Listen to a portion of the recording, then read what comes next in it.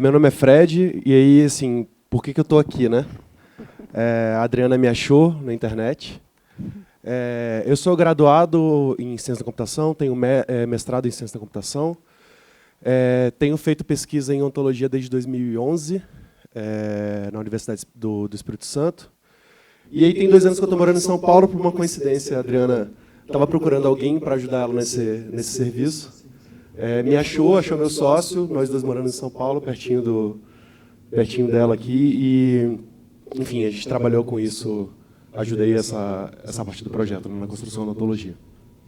Bom, vamos lá. Vou falar rapidamente aqui sobre a ontologia. Quando a gente especificou o S-Rei lá em 2012, existia uma recomendação para se usar a RDF como uma representação digital semântica das informações constantes na matrícula, no protocolo eletrônico. Então, o desafio qual era? Tudo bem, elas vão ser nato-digitais, mas como que eu vou organizar essas informações lá dentro do arquivo? Como é que vai ser? Que padrão que eu vou utilizar? Então, existia essa sugestão de usar a RDF, mas não tinha nenhuma especificação na época, lá na especificação original. Então, pesquisando a questão da RDF, eu cheguei no conceito de web semântica, e aí comecei a procurar alguns especialistas que pudessem nos orientar aí nesse trabalho. Então, a pergunta toda é a seguinte: a gente sabe que as matrículas, elas têm muitas informações. As matrículas em papel têm muitas informações. Mas hoje, pela forma como elas estão organizadas, pela forma narrativa, pelo suporte em papel, a gente não consegue recuperar essas informações de uma forma fácil. Então, temos aí 200 anos de história, né, nos cartórios, que conta a história daquela localidade, de como aquela localidade se desenvolveu, mas a gente não consegue fazer perguntas para aquela base, né? Então, esse aqui era o nosso mote.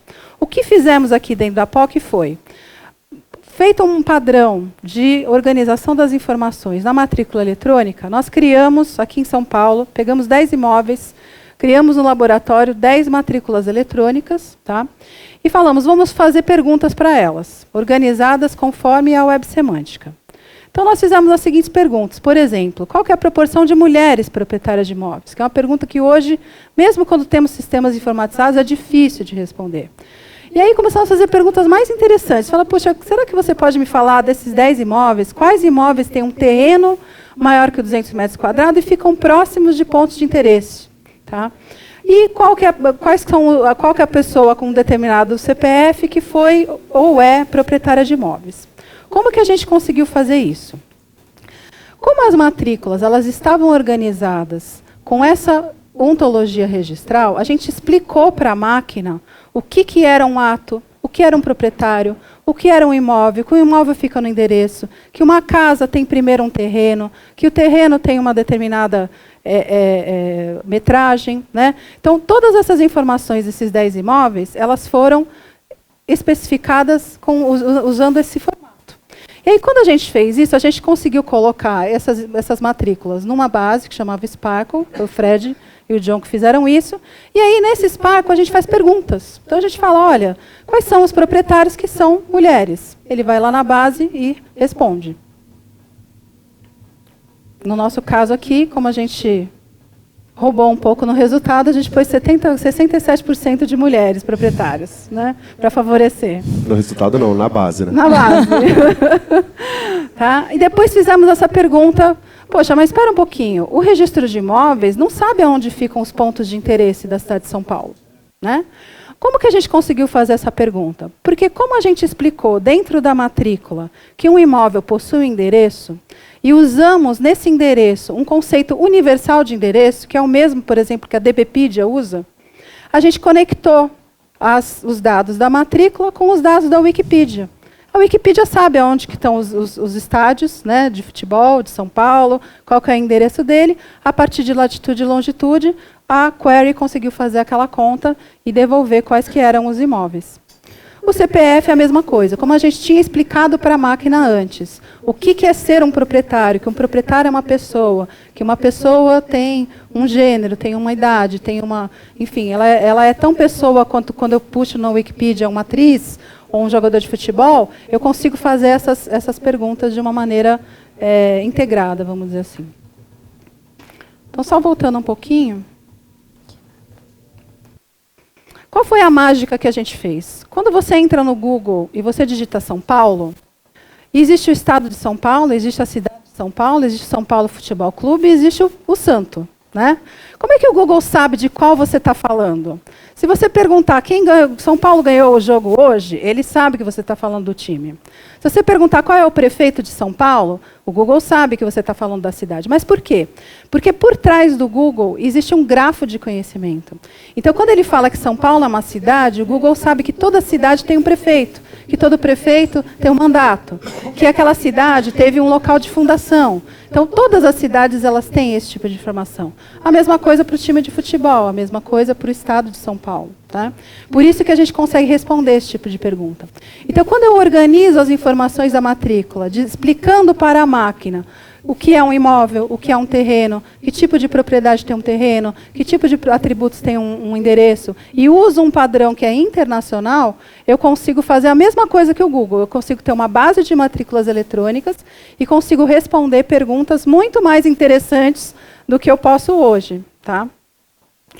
A web semântica é essa área do conhecimento. Então, aqui, só para vocês terem uma ideia, isso daqui é um grafo, né, do Linked Open Data, ou seja, cada bolinha dessa aqui representa um domínio do conhecimento, a biologia, a história, a sociologia. E aí, a pessoa, na biologia, ela tem determinadas características. Na sociologia, ela tem outras características. E em cada domínio do conhecimento, a pessoa tem atributos diferentes. Mas continua sendo uma pessoa. Ela nasce, ela morre, ela tem um nome. No nosso caso também. Né? No registro de imóveis, a gente tem uma pessoa registral. O que é essa pessoa registral? Ela tem determinadas características. Ela pode ter direitos reais associados a um imóvel. Então, foi isso que a gente explicou para a máquina. Foi como se a gente tivesse colocado mais uma bolinha aqui nesse mapa, explicando aqui, dentro de toda essa rede de conhecimento, o que é o registro de imóveis. Em breve, o Google vai poder responder perguntas fabulosas assim, sobre imóveis. Como que a gente construiu isso? Né? Em primeiro lugar, tivemos que fazer um modelo de dados. Um modelo de dados em que a gente explicava justamente esses objetos, o endereço, o imóvel, o terreno, o direito real, o que é um ato, o que é uma titularidade, o que é uma situação jurídica consolidada.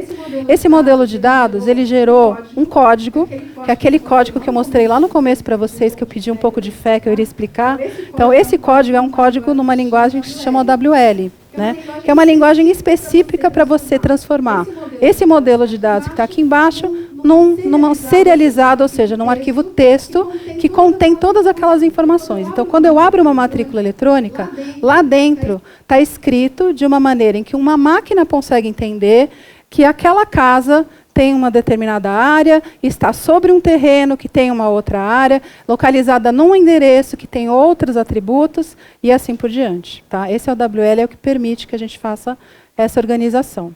Então, isso está gerando a minha instância de matrícula, e, claro, como a gente, ser humano, não consegue ler aquele monte de código, a gente usa aquela tecnologia do XSLT para poder gerar uma versão visualizável do quê? Justamente daqueles dados que a gente queria mostrar lá no OWL. Então, a conclusão mais interessante desse trabalho da ontologia registral, lógico que foi fundamental para permitir o registro eletrônico, tanto a escrituração eletrônica do livro-protocolo como para o livro de matrícula, mas foi algo que provocou a gente a outros modelos de publicidade registral. Porque, na realidade, se a gente for pensar hoje, a certidão como formato de publicidade registral é algo que já está obsoleto, porque eu estou dando um documento que eu assino que tem uma validade de 30 dias, mesmo 30 dias, talvez no dia seguinte ela já não vale mais aquela informação que está ali.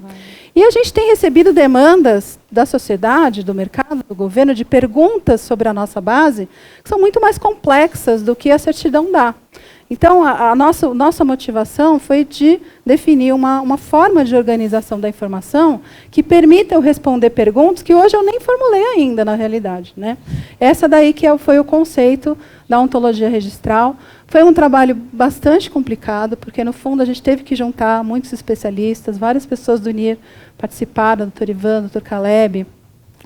No fundo, a gente tinha que pegar um direito real, que era ali naquela operação de compra e venda da alienação fiduciária, e a gente tinha que formalizar isso numa linguagem computacional que não é uma coisa simples. Cada vez que a Nathalie abriu um novo livro de doutrina, eu entrava em desespero.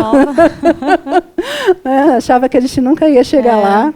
Mas, enfim, chegamos num modelo inicial e provamos que ele é funcional para dentro do escopo da prova de conceito. Sim. Tá? Bom, a gente está um pouco estourado do tempo. Não sei, Fred, se você quer comentar mais alguma coisa. Não, o interessante assim, né, que a gente entregou como output do projeto uma definição XML, no fim das contas, né? Mas o trabalho antes, assim, é bem o que a Adriana estava falando, né? Muitas discussões. Um dia eu até participei de uma discussão com vocês, fiquei entendendo nada, né? Mas tem muito essa coisa da interpretação, né? E esse trabalho de extrair e montar uma ontologia sobre o domínio é muito para deixar um pouco mais preto no branco do que realmente o domínio está querendo dizer, né? Porque o computador ele não vai conseguir entender nada se a gente não conseguir dizer para ele exatamente o que a gente quer dizer. E assim, a gente conseguiu gerar esse output, que é o AWL, que o nosso amigo falou também, é definido pela W3C, um padrão internacional. Então, assim, tem alguns ganhos, eu enxergo, né?